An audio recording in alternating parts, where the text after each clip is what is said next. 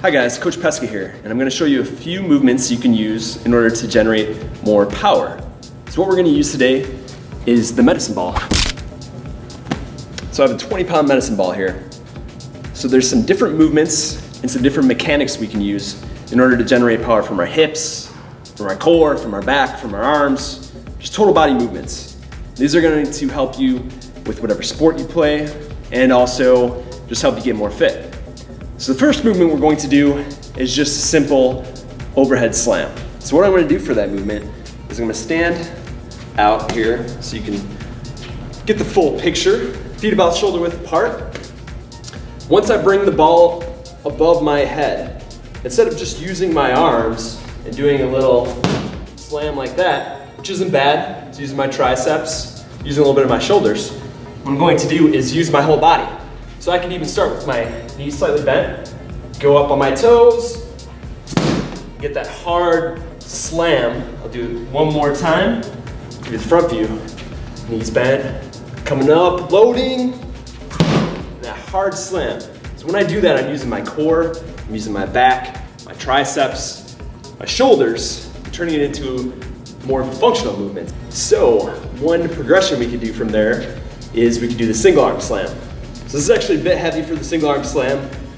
I'm gonna give it a go anyway, but I would recommend maybe a slightly lighter medicine ball if you're gonna do the single arm slam. So now, single arm, I'm gonna rotate and kind of that same concept, right? I'm generating that force and just slamming it down as hard as I can. And also, when I get that rotational movement, I'm working the transverse plane and not just the sagittal plane with the overhead slam. So what else can we do with this ball? There's a lot of things we can do.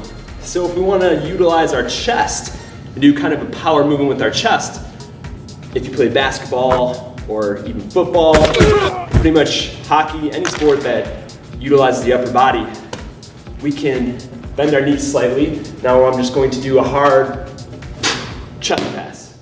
So again, I'm using my whole body, using that force that's starting at my feet, transferring through my hips, out my shoulders, and through the ball, rather than just doing a little toss with my arms.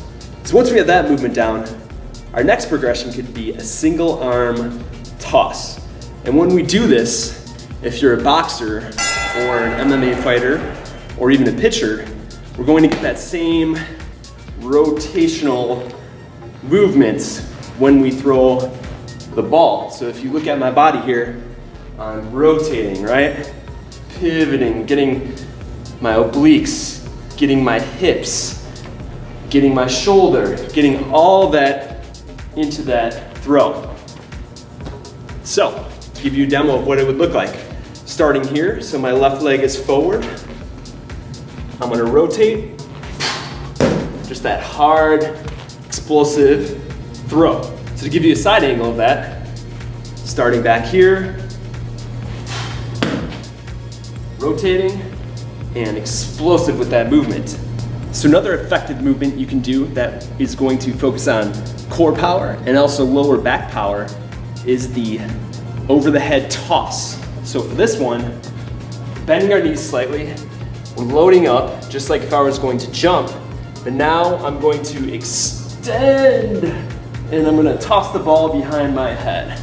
So let's go ahead and do this at full tempo here so you can see what I'm talking about.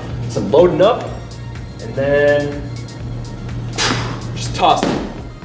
And you can see again, using my back, using my core, using my arms.